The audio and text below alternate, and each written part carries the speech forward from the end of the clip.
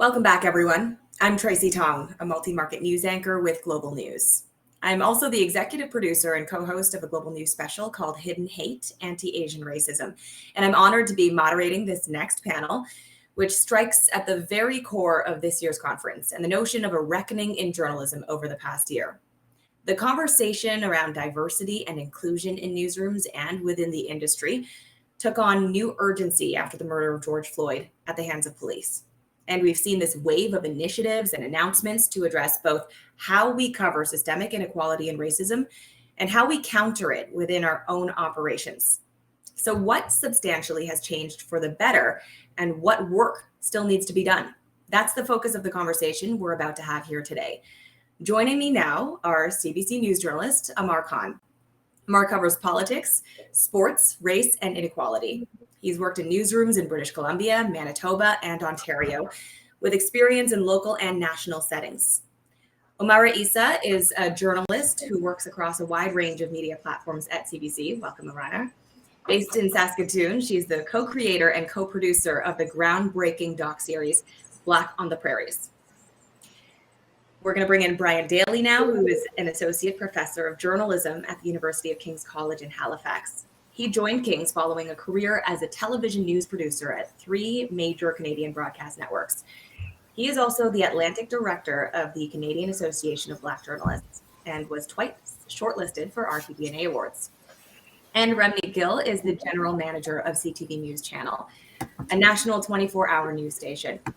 Remni has been a journalist for over 16 years and has seen a lot in terms of the Canadian news media landscape evolving in local and national newsrooms.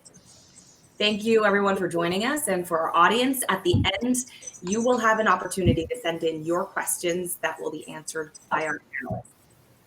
So let's begin with a couple of rapid-fire questions to be answered by each speaker. And we're going to start with where you, in your respective positions, have seen the most positive change resulting from covering race issues in the past year, and what area has perhaps been the slowest or most resistant to change. Let's try to keep these answers within 3 minutes. And Amar, we'll start with you.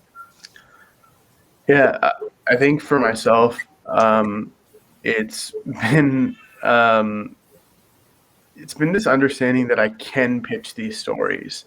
I think when I first started off with the CBC and even in CTV Winnipeg, there was a reluctance to pitch these stories and have them approved. I recall putting forward stories about the South Asian community then, and as I was going along at CBC, they were when I was in Winnipeg, they were a little bit more open to the idea, but it was still hard to see that perspective. And if anybody was covering stories of BIPOC communities, it was usually just myself. So I think that was the problem, was that, I was the only racialized, day-to-day journalist, reporter. And that's really changed now. We're seeing a lot of young journalists, older journalists, and people who are committed to being able to pitch and wanting to cover these communities of color. And make that effort to actually go there. I think for myself, the challenge has been trying to get editors to buy into it at times. See the narrative, see what I'm trying to present to you, rather than, it's often easier to pitch a story that's local and in their community and things that they know about, rather than talk about why this matters to the Sikh community, right? Like in terms of like the farmers' protest, for example, that should have been a natural thing that everybody should have jumped on and had resources, but there was reluctance, right? Just even though Canada has one of the biggest diasporic populations. So I think the challenge still is that in management and in upper, echelons of media landscape, it's still hard to break through sometimes and make them understand why this matters to these communities. So I think we're trying our best. It's just I'm seeing a lot more pitches, a lot more people who are open to the idea, though, of even bringing the idea to the table, which I think is a huge step. And I know for myself, I'm more comfortable having those conversations, and I think that is a is a departure from where I was maybe a year and a half ago. Absolutely, the push from the ground level. Omara, let's go to you next. What's your take? Sure. What I've noticed in the last year has been just the immense amount of journalists of color, Black journalists, Indigenous journalists coming out and sharing their experiences, their lived experiences on Twitter. I mean, we saw that as like a watershed moment in the last year. And I think that was one of the reckoning moments for Canadian journalism. And we're still having to grapple with it as an industry. To me, that is really positive that in some ways we have, opened the curtain on these issues and people were able to really show a magnified lens on what is it like to report on race in Canada? What is it like to be a Black and Indigenous or person of color journalist in our country today? What are the challenges? How can it be better? To me, that moment of truth is really positive. Another positive element that I've noticed recently, and I think Brody Fenlon mentioned it, so I'm okay to mention it as well, is the fact that within our own organization, we are reviewing our GSPs from a diversity and inclusion lens, and that makes a huge difference in terms of how do we make sure that journalists of color are not pigeonholed into certain kind of ways of operating, and how do we make sure that the journalism that we do is completely in accordance with where Canadian society is today. So to me, those are some of the positive things that I have noticed.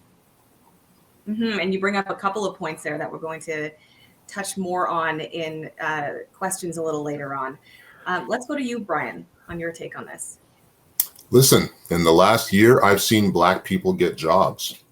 Hard to beat that. For many decades, organizations like the one I'm in, the Canadian Association of Black Journalists, had said that we hadn't all in the Black community been getting a fair shake in terms of hiring. Well, after George Floyd, as terrible a situation as it was, our organization and many other Black organizations saw donations increase.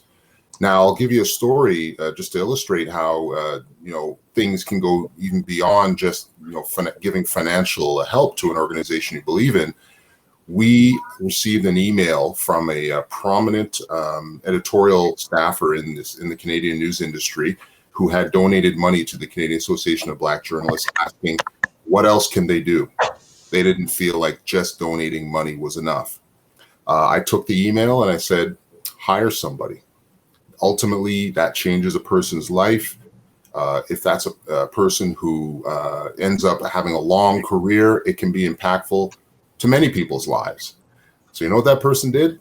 They went out and hired somebody. They hired a young man, and he's a reporter now in the industry. His life has been changed. He's a full-timer. And this is an example of one of the things we've been saying at the CABJ, which is that in order to change the narrative, you've got to sometimes change up who's in your newsroom. And so there are other people who've been hired in the industry and in academia over the last year, whether it was directly or indirectly related, I'm not sure in every case. But this specific example I'm giving you is an example of what people in positions to hire can do to change that narrative.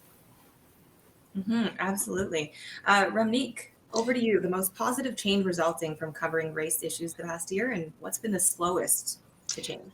The most positive, I think there is a renewed sense of duty and responsibility when it comes to what we do. There's been scrutiny of the media, which is a good thing. We've all learned we need to do better as journalists, as people. Our coverage is reflective of that. There's still a long ways to go, but that is a positive change. Even in the news discussions we're having this week around our coverage of residential schools, when it comes to the horrific discovery in Kamloops, national news has been leading the story since Friday night. And similar to what happened after Mr. Floyd's murder, we're coming to the realization that even this story, story about anti-Black racism, story about what happened, the atrocities against Canadians, Canada's Indigenous population, we haven't covered these enough in the past, or thoroughly, or well enough. So that's I think the positive thing, that we're coming to this realization. There are a lot of initiatives we've undertaken at CTV News. I can get into some of those later. I know there's time for that. But the slowest to change, and I think a few of us already remarked on this, is we need diversity behind the scenes. There's a lot of diversity in front of the scenes. We can still do better. All newsrooms across Canada can do better. But I think Brian once told me I'm among only a few news directors of color in Canada. And I'm hoping more journalists of color who have the skills and qualifications get into the roles, because the decision makers, the gatekeepers, need to be reflective of the audience, and need to be involved in the coverage decisions and the hiring decisions. So I think that's the slowest to change, in my opinion. Yeah, absolutely. I know there's been a lot of focus, on making sure that there's diversity and representation on the screen, but behind the scenes as well. You're bringing up an excellent point there.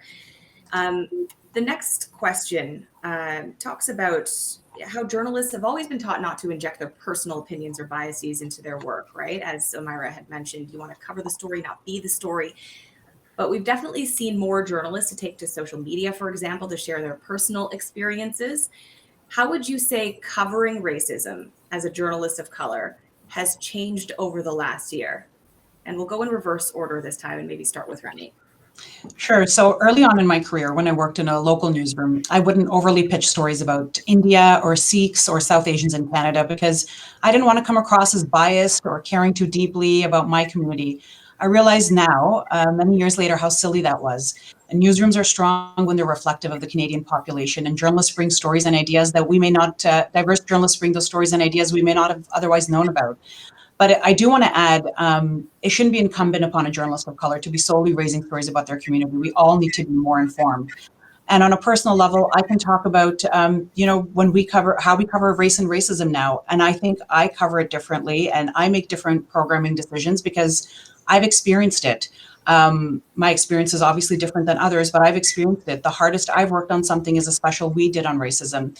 I worked harder on that than any election show or any special in my 16-year career. So, you have this sense of duty that may not be felt by others, but it also comes with a bit of a burden where, you are the expert on all things race related, which I know we'll get into in a bit. Brian, over to you. Yes. When it comes to covering racism, I've noted a difference in sensitivity towards coverage of these issues. Having spent 25 years in newsrooms at the beginning of my career, certainly those stories were less frequent. And then, especially in the last year, you've had assignment editors and executive producers really pressing to get these stories covered. So here's what's going to need to happen in the future. Until we get to the point where there's a critical mass of BIPOC journalists in newsrooms, it's going to be incumbent, as Ramneek said, on all journalists to cover these issues. And then another thing that I think is going to be important as we move forward is to normalize BIPOC people. In the Black community, we've noted a very narrow spectrum of coverage. Race and racism would be one of the few stories that you might see featuring Black people. Sports and entertainment, unfortunately, disproportionately is another area, and cultural celebrations. What's going to happen, I think, is that all journalists are going to have to take a 360-degree view of everyone in their community. If we talk about coverage, for example, of the white community, everything gets covered, good, bad, and ugly. You look at trials, for example, crime coverage. It's been my experience that you're much more likely to see coverage of trials from start to finish where victims are white. Lots and lots of profiles on people in the majority community.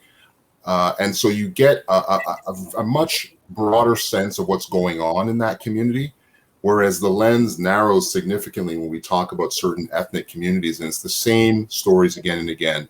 And I've had white colleagues come to me and say, that's one thing that I'm going to change, is that they've said that they're going to now cover all communities in a way in which we can get to know them as people and not just as caricatures, and that's important.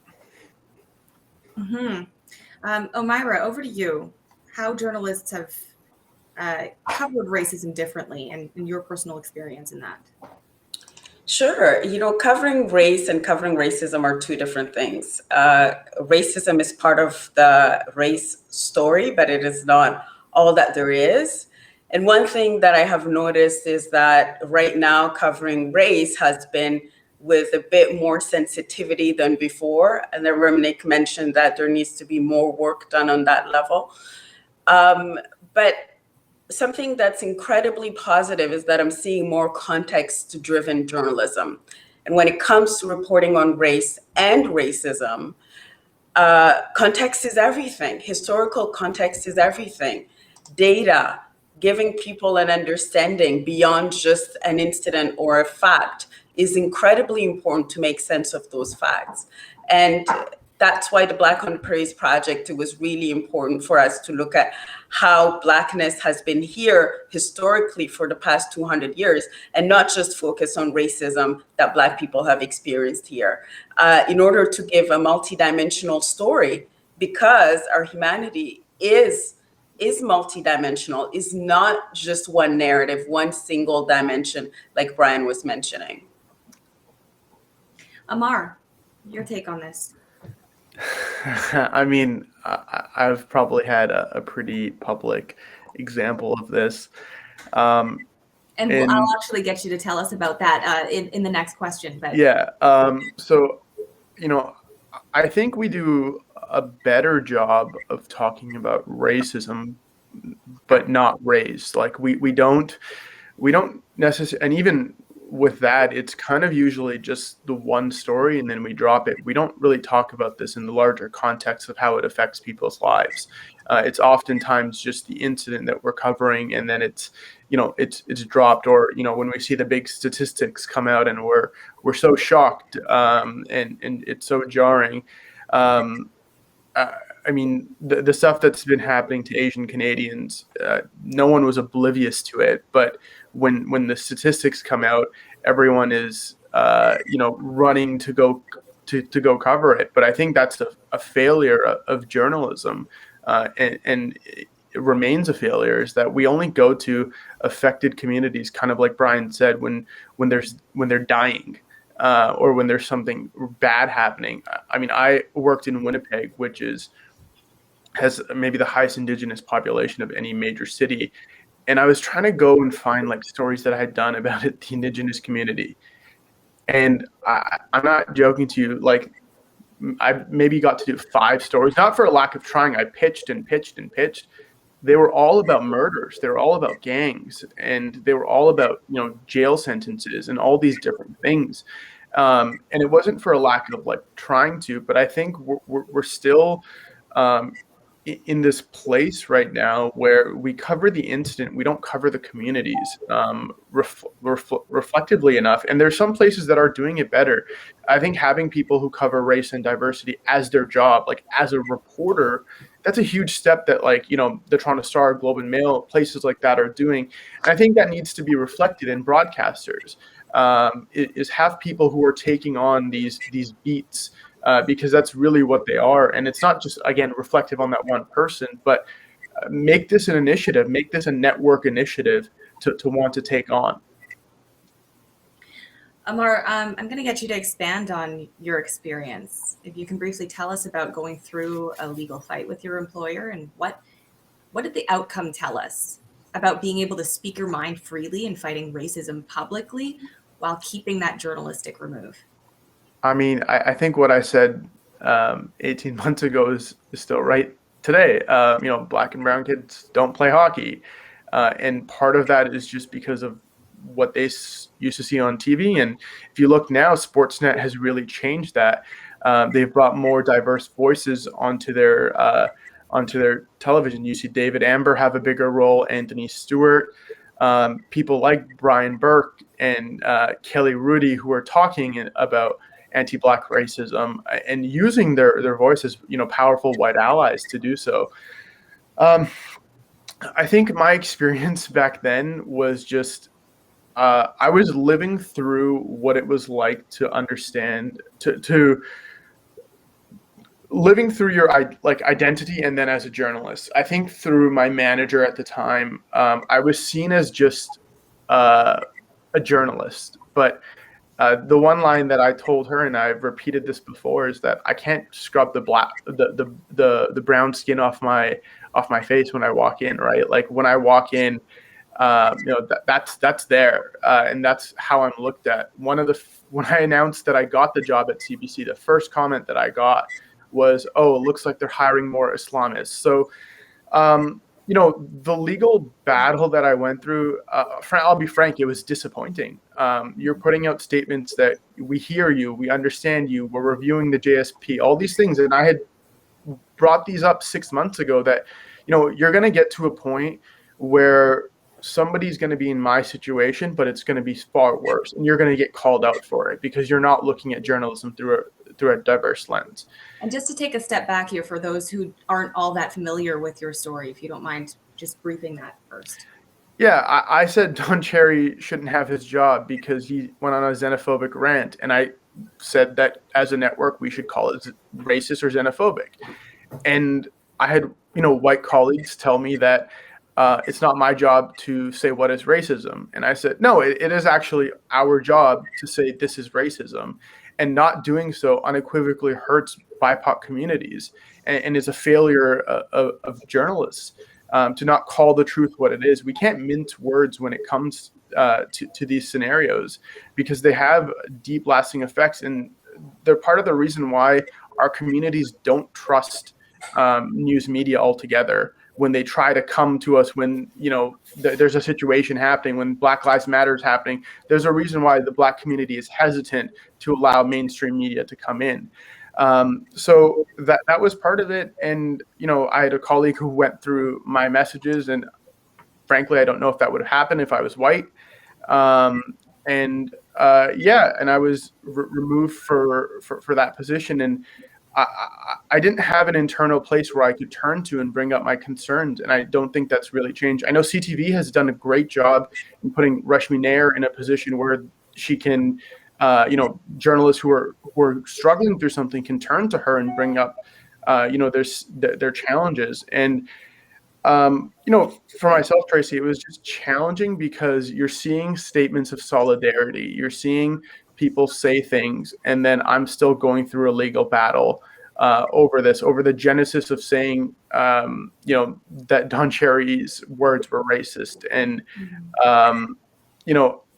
anybody who knows me knows that I just want to do journalism. I haven't spoken publicly about this done podcast because I cared about my job. And I think people underestimate the price you pay when you are publicly engaged in this kind of stuff, or even just bring it up internally within management. Mm-hmm. I'm going to put a manager in the hot seat now, and Ramneek, this question's for you. I mean, we've seen a lot of corporate response. It's been swift. We've seen policy changes, third-party diversity consultants. What has been implemented within your organization, and how much of these responses do you think is long-lasting and not just superficial and of the moment? Sure, thanks for the question, Tracy. And Amar, I'm sorry for your experience as well. So I can start off with Bell. So Bell is working to strengthen diversity across leadership. So there is a target for senior management of at least, it could be BIPOC of 25%, and 40% of student intern hires be BIPOC by 2025. So that is something from Bell, but for CTV News, we have a lot of internal initiatives. I know Amar just touched on that too. We have an internal ombudsperson for editorial matters. If someone doesn't feel comfortable going to their manager, they don't want to go to HR, they can absolutely go to this ombudsperson. We have monthly editorial board meetings, and I sit on the board as well, where we discuss certain communities and how we can do better when it comes to covering them. We have done a lot of specials about racism, especially when it came to COVID and vaccines and the rollout and the divide that exists there. In fact, we launched a weekly Realities of Racism special on CTV News channel that's on every Saturday as well, because there's a need for it. Other initiatives include a Black Journalism Fellowship with CJF. We have listening and learning sessions for staff, because as I touched on before, we not only have to do better in our coverage, but it also involves educating us. I'm learning every day, our staff is learning every day. We need to do better and be better. And lastly, National News has a number of initiatives as well. They have an Indigenous Circle, which is part of their newscasts, and we have a hiring alliance with BIPOC TV and Film. I think all of these are lasting, and I think we will do more. We would do more actually if we could. It's with, right now with everybody working from home, only a few of us in the newsroom, launching these, we haven't had any extra staff to do it, but we're so committed to doing it and we want to be better. But I think once people are back in the newsroom, once we can have those in-person, more fulsome discussions, we will think of even more initiatives on how to be better. Okay, thank you for that. Let's move on to Amara and talk about your doc series, Black on the Prairies. It showcases unique experiences and contributions in that part of the country. We also know, and Amara had touched on this as well, that in that market and others, the makeup of the market and of newsrooms may naturally be less diverse than in urban centers. Do you have any thoughts or experiences with tokenism? And let's talk about the burden that journalists may face when they are one of few journalists of color in a newsroom. I mean, let's face it, right? There's definitely a burden that comes with being the only one or one of the few ones. I am the only one where I'm at, the only Black journalist. But I've been fortunate to be in a position where I've been trusted to do deep, delving, impactful journalism. And that's really important because tokenism happens when you are not empowered and you're there just, as a way to make people comfortable, or people mine you for stories only when it's convenient. And that's really problematic. So tokenism is real. In other news settings that definitely happened. When it comes to the market that I'm operating in, for sure, the conversations about diversity and inclusion have also happened and are happening.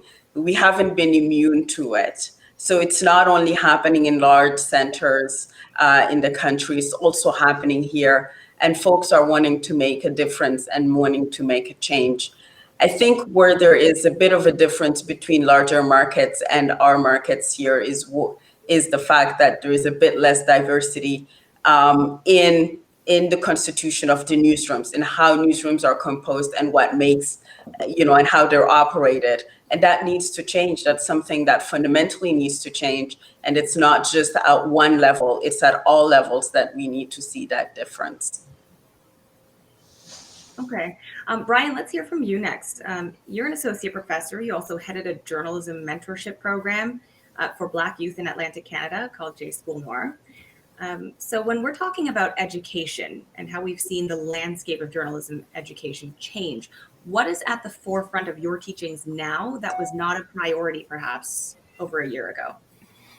Well, we're putting a big emphasis on recruiting and bringing Black youth in from across the country. I should mention that J School Noir is a national program, so we operate coast to coast. We're seeing that increasingly young people are looking away from mainstream media when they're thinking about what they want to do. They're looking at being social media influencers, starting up digital publications. And so we're fostering that. We're making seed money available to them, or at least to people who are adults and who are looking to do this for a living. But at the high school level and for university students, we're making sure that they understand that you need not have graduated from journalism school to be a journalist and to be in media. Many of these individuals are very entrepreneurial and have technical skills and want to get into the digital space, which, as we heard in the previous seminar here, is looking like it's going to be outstripping traditional media not too long from now. And so it's our job at the CBJ certainly to craft curricula that appeal to young people's sensibilities, and that means incorporating much more technology into these seminars, and also imparting business knowledge to young people, because increasingly people are going to become in the media, a corporation of one. You talk about recruiting, and that leads me to this next question. It's no secret that the industry has seen some tough times with cuts to the workforce. When we're talking about recruiting down the line, do you think that retention in the journalism industry has gotten more difficult, especially for journalists of color? And what happens if we can't retain seasoned, experienced, diverse journalists? This question can go to Brian and then perhaps Remnick. Look, mainstream media will lose good people.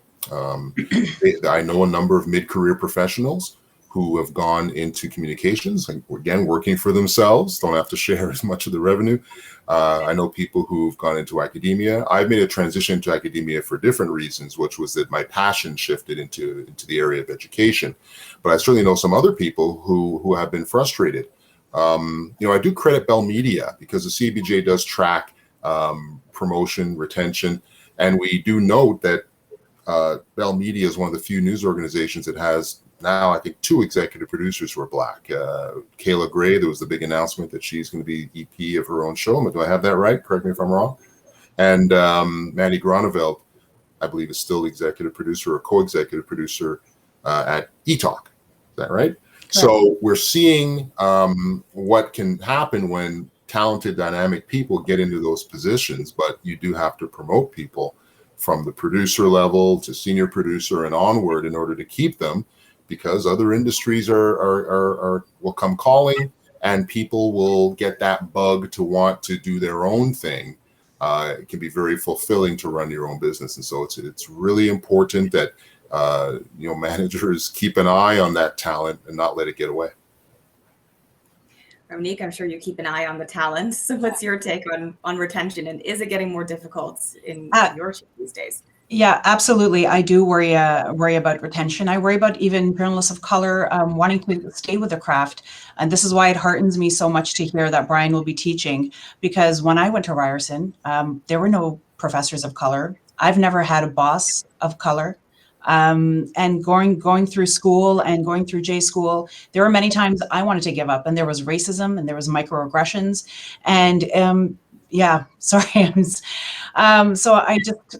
I feel there are many obstacles and there are many turns along the way that it's very easy for a journalist of color to say, why should I bother? So to see people like Brian teach, to see people in positions of power, to interview. I've had people say to me when I've interviewed them, I've never had a person of color interview me for a journalism job before. So yes, I am worried about retention. And I think that's why it's important to be reflective of not only in the managerial staff, but also in the schools, at journalism, at King's College, at Seneca, at all the journalism schools, to make sure that we are reflective of the population. Just to jump in there, in 2017, when I was moving to Ontario, Remnick and Liz Travers are actually the 2 people that hired me. And when I was first starting off, I think I struggled because I was just a young journalist, and I always felt Ram was riding me like hard. She would just be on top of me. But I always knew that she cared. And I think that mattered so much to me because I was like one of the only Chase producers and probably one of the only few people of color in the newsroom at the time. And just seeing where she had gotten to, it really made me feel like I can thrive here.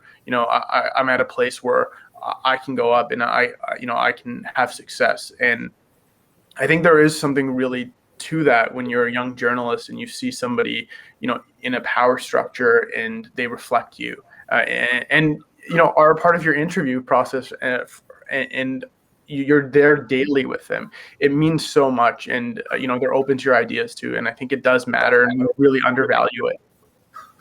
Mm-hmm.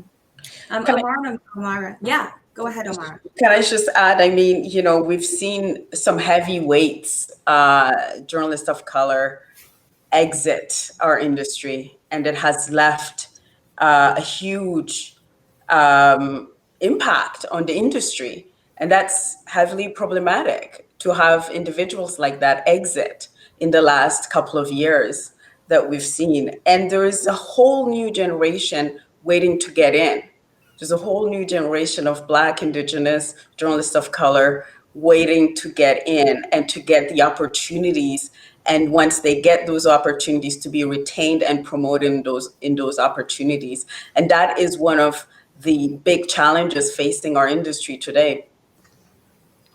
Yeah, and let's talk about that new generation and the direction that it's going. We have seen this growing dissent towards and within mainstream media.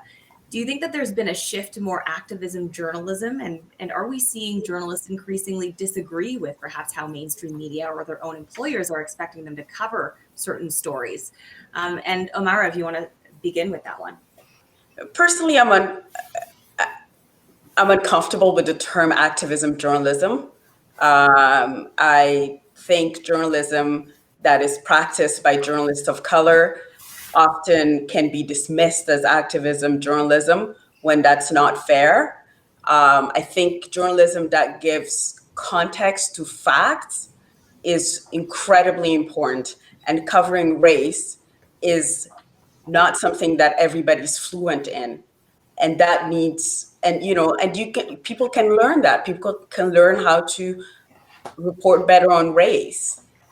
But when it comes to people sharing their personal experiences along the side of covering stories on race, for example, is if a Black or an Indigenous or journalist of color shares their experiences of racism alongside the fact that they're also reporting on race, it can be conceived as, activism journalism. And that is incredibly taxing. And in some ways, it can be a way to attack the credibility of the journalism that the person is practicing and is doing. So for me, that's a term that I'm kind of uncomfortable with. But when it comes to one of the fundamental questions that is facing reporting today is objectivity, the question of objectivity. Who gets to be objective? What is considered objective? And at what expense this so-called objectivity is weaponized against certain journalists. That's really one of the conversations that I'm much more interested in. Mm-hmm. I wanted to jump in here because I do see a problem in the way that these matters are applied in the newsroom. When I think back over my career, quite frankly, there's a double standard when it comes to activist journalism. Speaking for myself, I was always, as Ramneek was talking about early in her career, I've always been very careful to go down the middle in my coverage. I'll pitch stories in the Black community. Sometimes I've done them, or I've had them handed off to colleagues. That's one thing, but I believe strongly in journalism practiced the traditional way. I don't think it's been practiced the traditional way in the Black community. I don't think the coverage of the Black community in Canada has been fair, balanced, or accurate. But when it comes to this question of activist journalism, I've seen white colleagues produce shoddy journalism, shoddy one-sided journalism, clearly bringing their political views to bear in the news department, which is aberrant to me. That's a courtesy not afforded journalists of color. We're sometimes assumed to be activists before we even, put pen to paper, as it were. We're assumed to be unable to cover stories involving people whose skin is the same color as ours. Rather than being judged on the quality of our work, we're being judged by the color of our skin. So news organizations need to make up their minds. If they want to allow for opinion and activism to creep into our news coverage, which I'm personally against, make sure that everybody's allowed to do it. Don't just allow certain journalists to do it. And I'm telling you right now, there is a double standard being applied in this regard. Certain stories, I find that the standards are not being applied in the coverage of certain stories in this country. I'm not going to start naming stories, but certain major issues, you'll see activism there. You'll see one-sided stories, or one side of the story being subject of investigations disproportionately and the other side skates through. But then another stories that might be, people like myself might be more interested in pitching, suddenly now the standards applied very, very carefully, and the journalist is under the microscope not to step out of line. That's got to change. Moreover to what Brian just said, I mean, I was made to delete a tweet, and that's where my whole thing started off, right? I went back, we did our research, and in that newsroom, there was journalists who had called Donald Trump a fascist, who had written songs about him being a fascist, and those tweets had stayed up. All white journalists, right? And this is kind of more to a little bit of what Brian was saying. And this person was still allowed to cover U.S. politics and how it affected Manitoba.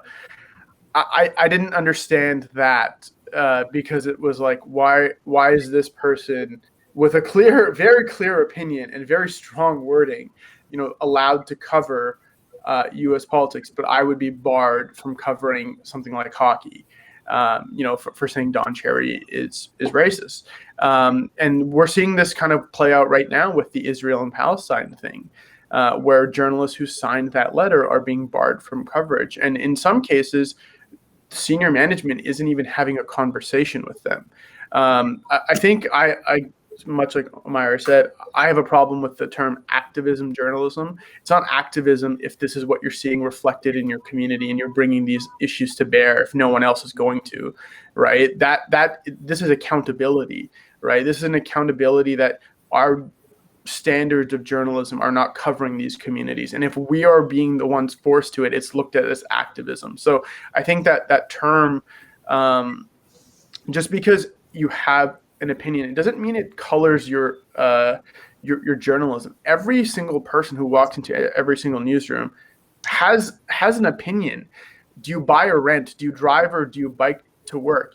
You have inherent, you've lost objectivity the moment you walk into a newsroom because of some of the choices you've made in your life, right? And we're still having people cover stories.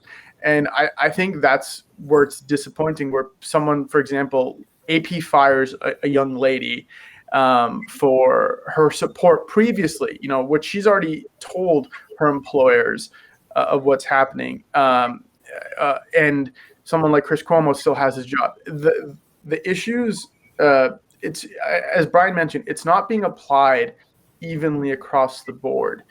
And I think that's the problem here, is that as journalists of color, you get to see that every single day. And I'm supposed to say, I'm supposed to hold back from not calling this person a racist when someone else can go off and call the president, a fascist, even if he is, right? And still be allowed to cover it. Like, you're the same manager is making both of those calls. And you're going to look at me straight faced and tell me that I'm not, I shouldn't feel tokenized. I should still care about journalism and love this industry. I love journalism. Sometimes, and more often than not, it feels like the industry doesn't love us back. I wanted to, a chance to respond to this. Yeah, I wanted to start off with activism. I would argue all journalists are activists. We give the voiceless a voice. We hold those in power to account, and we want to tell truths from everyone involved. So I would argue journalism is activism. And in terms of objectivity and opinion, there's been a lot of mistrust in the media, especially in the wake of Donald Trump, accusing the media of liberal bias and using that to discredit facts and reporting. We all see what's happening with Fox News, which is why I think it's more important than ever to let viewers know when we are presenting fact and when we are presenting opinion.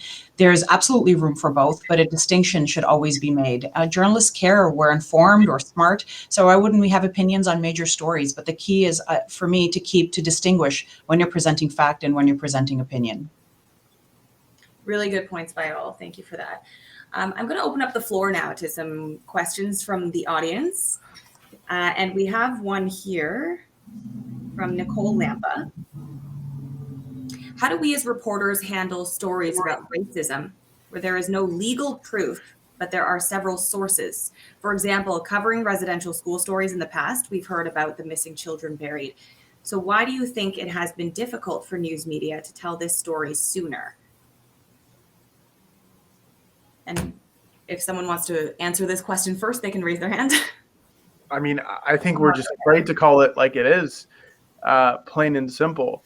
I mean, the 215 kids, and some people, that's a genocide, right? At that point, when we're looking at things like that, why are we afraid to call it like it is? We talk so much about creating space for BIPOC communities, and when they tell you things like this, believe them, trust them. I know a story that, Wab Kinew, who's now the leader of the Manitoba NDP party, he had to fight to get the word survivors in a story. So much to the point where he was like, if we're not putting the word residential school survivors in this, I'm not running the story. We're not doing it network, we're pulling it. And now look 12, 13 years later, right? That conversation was in 2008. he had to fight to use the word survivors, right? People survived. Like that is an insane concept, that he just had to fight for the word survivors to be used, because that's what they were, right? They went through an eradication period, and we couldn't even give them the proper terms of people who came out of that and were able to share those stories. And I think I struggle a lot with that, and that's been my challenge, is that I have a problem when our organizations don't call it out. And if it's like CBC Edmonton or whoever it is, that article, I'm getting sent that article, and someone's going to be like, hey, you guys didn't call this out. And I'm in Ottawa, and I can't answer for that, right? But you take on the responsibility for an entire organization. So we need to be better, and we need to call things as they are and not shy away from it. It's not a mistruth when Donald Trump says something. It's a lie. Call it like it is. And we also have an issue in Canada. This is beyond journalism. I'll speak for my community right now. I don't want to speak for all community, but I will today. The history of anti-Black racism in Canada has been swept under the rug. You would think that Canada was just this sort of nirvana from slavery because of the Underground Railroad. Well, that was only 29 years out of a 350-year history where there was slavery on both sides of the border. Blacks were banned from immigrating to Canada. And when they were finally allowed officially in the 50s, it was only West Indian women who had to work as maids for a year, including my own mother. So we know these things. Do we ever read about them? Do we ever see about them? Are they ever serialized, dramatized? I know BET's doing a series called The Porter, which we're finally realizing, Black men pretty much were confined to railroad jobs until the 1960s in Canada. But that's only in 2021 that series has come out. So for most of my lifetime, these stories are swept under the rug. And that's an issue. We have to have courage, to the point where I'm reading a news story just this year about an apology by a premier of this, a provincial premier in this country, who apologized officially for anti-Black racism. And in a 450-word story that I read, there wasn't one mention of a single incident of racism that led to the apology. It was covered in such a superficial manner, without a nut graph, context, things you learn in probably your first year of journalism school. I almost had to wonder if the incidents of racism were intentionally left out. It was outrageously bad journalism. And this is part of the issue. Maybe some people in our industry are afraid to face the facts. The situation, I think Amber very, very eloquently put it, what's happening in the Indigenous community. I'm seeing the same things happening in the Black community. It has to change. Omira and Ramneek, I'm going to give you guys the opportunity to respond to this question before we wrap up. So again, this is about covering stories of racism where there's no legal proof or traditional evidence, but several sources. Your thoughts on this? Sorry, can you repeat that? The question is, how do we handle stories about racism where there's no legal proof or traditional evidence, but there are several sources? For example, covering residential school stories where we've heard about missing children who were buried, but it was hearsay for so long. Where do you make that, and how do we cover that when there are the sources, but no traditional evidence until, for example, those remains were found? Right. I think you tell their stories. You interview the people, you interview the survivors, family members, the generations, whoever's available and alive to tell the stories. And just back to the theme of what we're discussing. Yes, I think we haven't done enough when it comes to residential schools about anti-Black racism, as Brian was saying, in Canada, and we need to do better. Omira? Yeah, I couldn't agree more with Ramneek about you cover the stories, you tell those stories. And let me just add this, traditional knowledge is knowledge. Traditional, oral tradition is important. And in our journalism, we haven't made space for that. And we need to make space for that. Okay, thank you everyone for taking part in our panel. I'm told that this is all the time that we have. All of your insight was greatly impactful. So I thank you all for joining us today, and to our audience for joining us as well. Up next, we have innovation in storytelling, reaching new generations of news consumers, with moderator Anya Caradeglia from the National Post. And while we set up for this next panel, let's hear more from this year's winners of the RTDNA Lifetime Achievement Award. This group is from the RTDNA's Central region. Thanks so much, everyone.